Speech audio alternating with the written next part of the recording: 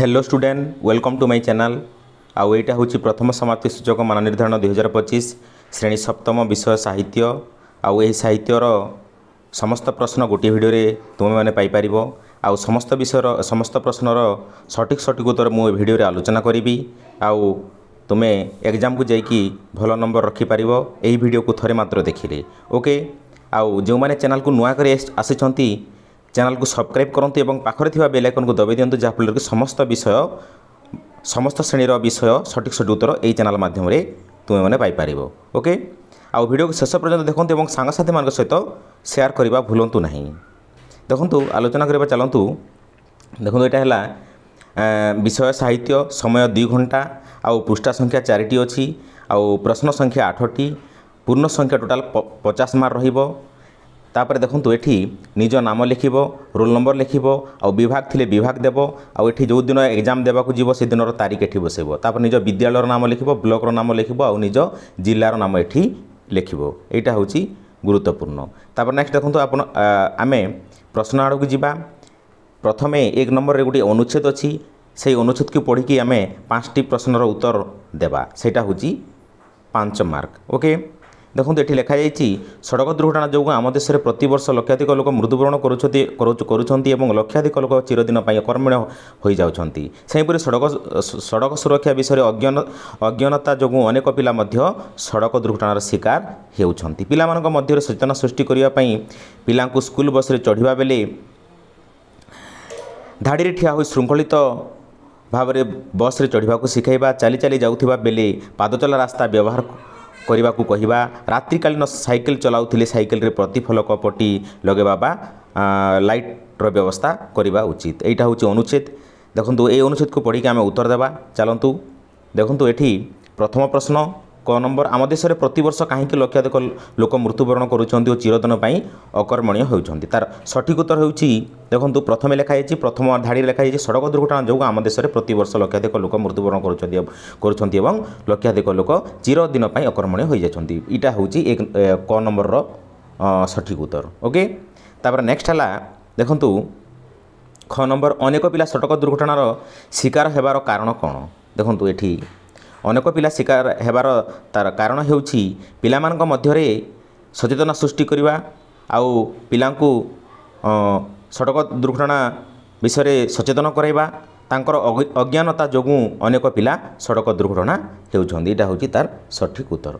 तापर ग नंबर पिला माने दुर्घटनार शिकार न हेबा पे कोन करिबा आमे से पिला माने पिलामानक मध्यरे सचेतना सृष्टि करवा पिला करबा पई पिलामानकु स्कूल बस रे चढ़िबा बेले धाड़ी रे ठिया होई श्रृंखलित भाव में बस रे चढ़िबा को शिखेबा एटा होछि तार राइट उत्तर ग नंबर रो। तापर नेक्स्ट आसिला घ नंबर चली चली जाउथिबा बेले दुर्घटनार शिकार न हेबा पे कोन करिबा आमे चली चली जाउथिला समय आमे पाद चला रास्ता को आमे व्यवहार करिबा तेबे जे आमे दुर्घटनार शिकार न हेबा एटा होछि तार सठिक उत्तर। तापर नेक्स्ट है 1 नंबर रात्रि समय साइकिल जाउथिबा बेले दुर्घटनार शिकार न हेबा पई कौन करवा देखो यहाँ एठी अच्छी तार उत्तर रात्रिकालीन साइकिल चलाउथिले साइकिल रे प्रतिफलक पट्टी लगाइबा को कहवा यहाँ हूँ तार राइट आंसर यहाँ हूँ घ नंबर राइट आंसर ओके। एमती हिसाब रे सठिक उत्तर प्रैक्टिस करिकी जाइकी एग्जाम देव ओके। तापर आसला गोटे कविता यहाँ भी 5 मार्क 2 नंबर कविता को पढ़ी निम्न प्रश्न गुड़ उत्तर लेख एमंती ग्रीष्मकाल गला वर्षा ऋतु प्रकाशिला सकल ऋतुंकर सार शस्य संपद मंचपुर मेघे मिलिले शून्यपथी बिजुली शबद संगदे महीमंडल दुख चाई जल छाड़ा तोष हो घोर शबदे मेघमाल गर्जन बरसती जल यहाँ हूँ कविता। देखूँ तार सठिक उत्तर आलोचना करवा आउ ग्रीष्म क नंबर ग्रीष्म ऋतु गलापर क्यों ऋतु आगमन हुए यहाँ समस्ते जानी ग्रीष्म ऋतु गलापर वर्षा ऋतु आगमन हुए यहाँ हूँ तार सठिक उत्तर ओके। नेक्स्ट प्रश्न परवर्ती प्रश्न क्यों ऋतु को सकल ऋतुंकर सार कहुए वर्षा ऋतु ओके बुझीपार यहाँ हूँ वर्षा ऋतु को सकल ऋतुंकर सार बोलिक कहुए। मेघ मैंने क्योंठारे मिलित हुअन्ति मेघ मैंने आकाश रे मिलित हुअन्ति क्योंठी शून्य पथे लिखिबो आकाश रे नहीं मेघ मैंने क्योंठारे मिलित हुअन्ति शून्य पथे मिलित हुअन्ति तार सठिक उत्तर। घ नंबर महीमंडल दुख चाही मेघ कौन कला महीमंडल दुख चाही वर्षा जल छाड़िला पृथ्वी को ଏଇଟା ହେଉଛି ତାର ସଠିକ୍ ଉତ୍ତର। 1 ନମ୍ବର ମେଘମାଳ ମାନେ କିପରି ଜଳ ବର୍ଷା କରନ୍ତି? ବିଜୁଳି ଘଡ଼ଘଡ଼ି ଗର୍ଜନ କରିକି। ମେଘମାଳ ମାନେ ବିଜୁଳି ଘଡ଼ଘଡ଼ି ଶବଦ କରି ଜଳ ବର୍ଷା କରନ୍ତି। ଏଇଟା ହେଉଛି ତାର ସଠିକ୍ ଉତ୍ତର। ତାପରେ ନେକ୍ସଟ ଦେଖିବା ସରଳ ଭାଷାରେ ବୁଝାଇ ଲେଖ। ନୁହେଁ ତ ବିଚିତ୍ର ବାହ୍ୟ ବିଷୟ ମାତ୍ର ପ୍ରତିଫଲେ ନର ନିଜ ହୃଦୟ। ଏଇଟା ହେଉଛି ସରଳାର୍ଥ। ଦେଖନ୍ତୁ ଏଇଟା ନିଜ ବହିରୁ ଆସିଛି। ଯେଉଁମାନେ ଠିକ୍ ହିସାବରେ ପଢ଼ିଛନ୍ତି ସେମାନେ ଠିକ୍ ଉତ୍ତର ଲେଖିପାରିବେ। ଏଇଟା ହେଉଛି ଦେଖି ନାହିଁ କେତେ ଦିନୁ ଖଣ୍ଡଗିରି ପାଠରୁ ଆସିଛି। ଏଠାରେ କବି ହେଉଛନ୍ତି ଗୋପବନ୍ଧୁ ଦାସ। ପ୍ରଥମେ ଲେଖିବ ସଂସ୍କୃତ ପଦ୍ୟାଂଶଟି ପଠିତ ଗୋପବନ୍ଧୁ ଦାସଙ୍କ ରଚିତ ଦେଖି ନାହିଁ କେତେ ଦିନୁ ଖଣ୍ଡଗିରି ଶୀର୍ଷକ ପଦ୍ୟରୁ ଆନିତ। ଏହି ହିସାବରେ ପ୍ରଥମ ଧାଡ଼ି ଲେଖିବ। ଏଠାରେ କବି ମନୁଷ୍ୟର ନିଜ ମନରେ ଭାବନା କିପରି ବାହ୍ୟ ଜଗତରେ ପ୍ରତିଫଳିତ ହୋଇଥାଏ ତାହା ବର୍ଣ୍ଣନା କରିଛନ୍ତି। ଖଣ୍ଡଗିରି ପଥ ପ୍ରାନ୍ତରେ ବାସ କରୁଥିବା ବହୁ ସାଧୁଙ୍କ ଠାରୁ ଖଣ୍ଡଗିରି ସମ୍ବନ୍ଧରେ ନାନା ଅଭୂତ କାହାଣୀମାନ ଶୁଣିବାକୁ ମିଳେ। ବିଳମ୍ବିତ ରାତିରେ ନିସ୍ତବ୍ଧ ପ୍ରହରରେ ଅନ୍ଧକାର ଗୁହା ମଧ୍ୟରେ ଶୂନ୍ୟରୁ ସଙ୍ଗୀତ ଶୁଣାଯାଏ ବୋଲି ସାଧୁମାନେ କହନ୍ତି।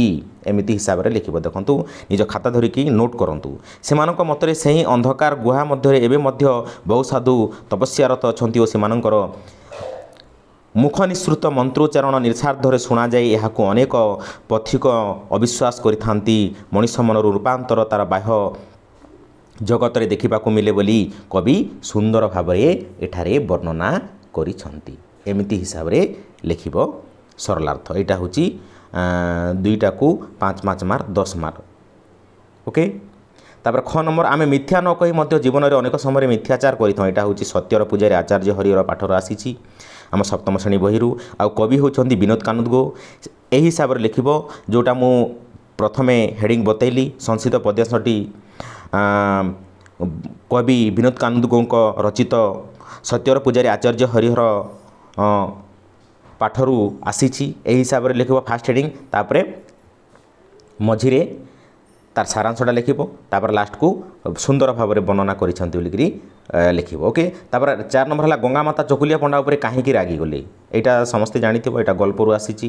ଆଉ ସେ ବାରମ୍ବାର ପୋଖରୀକୁ ଯାଇକି କ୍ଷୀର ଖାଉଁ, ପିଠା ଖାଉଁ, ଭାତ ଖାଉଁ, ଦହି ଖାଉଁ, ବିଭିନ୍ନ ପ୍ରକାର ଖାଦ୍ୟ ସେ ବାରମ୍ବାର ମାଗୁଥିବା ଯୋଗୁଁ ଗଙ୍ଗାମାତା ଚକୁଲିଆ ପଣ୍ଡା ଉପରେ ରାଗି ଯାଇଥିଲେ। ରମାଦେବୀଙ୍କ ଉପରେ ଶ୍ରୀ ଅରବିନ୍ଦଙ୍କ କି ପ୍ରଭାବ ପଡ଼ିଛି? ଏଇଟା ହେଉଛି ଦେଖନ୍ତୁ ଏଇଟା ନିଜେ ବହିରେ ଖୋଜିକି ଉତ୍ତର ଲେଖିବ, ପ୍ରାକ୍ଟିସ୍ କରିବ। ତାପରେ ନେକ୍ସଟ ହେଲା ନିର୍ଦ୍ଦେଶାନୁସାରେ ଉତ୍ତର ଦିଅ। ଏଠି କିଛି ବ୍ୟାକରଣ ଦିଆଯାଇଛି।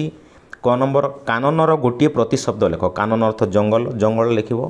ବିପରୀତ ଶବ୍ଦ ଲେଖ ତିରୋଧାନ, ଆବିଷ୍କାର। ନେକ୍ସଟ ହେଲା ଗ ନମ୍ବର ଲିଙ୍ଗ ପରିବର୍ତ୍ତନ କର, ସହାୟକ, ସହାୟିକା। ବୁଦ୍ଧିବାଟ ବୋଲି ଆଉ ଗୋଟିଏ ଯୁଗ୍ମ ଶବ୍ଦ ଲେଖ, ବାଟଘାଟ, ବାଟଘାଟ ଯୁଗ୍ମ ଶବ୍ଦ। 1 ନମ୍ବର ହେଲା ଆପଣ କେଉଁ ବାଟେ ଯାଉଛନ୍ତି ଉକ୍ତ ବାକ୍ୟରେ ରେଖାଙ୍କିତ ଶବ୍ଦଟି କେଉଁ ବଚନ ଅଟେ? ଏଇଟା ହେଉଛି ବହୁବଚନ। ଓକେ। ଏଇଟା ହେଉଛି 1 ନମ୍ବର ବହୁବଚନ। ତାପରେ ନେକ୍ସଟ ହେଲା ବାକ୍ୟରେ ବ୍ୟବହାର କର ସଂକଳ୍ପ। ମୁଁ ସଂକଳ୍ପ କରିଛି ଯେ ମନ୍ଦିରରେ 108ଟି ନଡ଼ିଆ ଚଢ଼େଇବି। ଏଇଟା ହେଉଛି ତାର ସଠିକ୍ ଉତ୍ତର ବାକ୍ୟ ଗଠନ।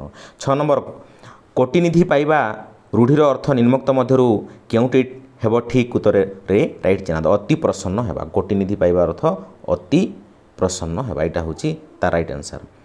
ଗଦ୍ୟ ରୂପ ଲେଖ ନ୍ୟୁନ, ନିମ୍ନ, ନିମ୍ନ। ତାର ରାଇଟ୍ ଆନ୍ସର ହେଉଛି ନିମ୍ନ। ଓକେ।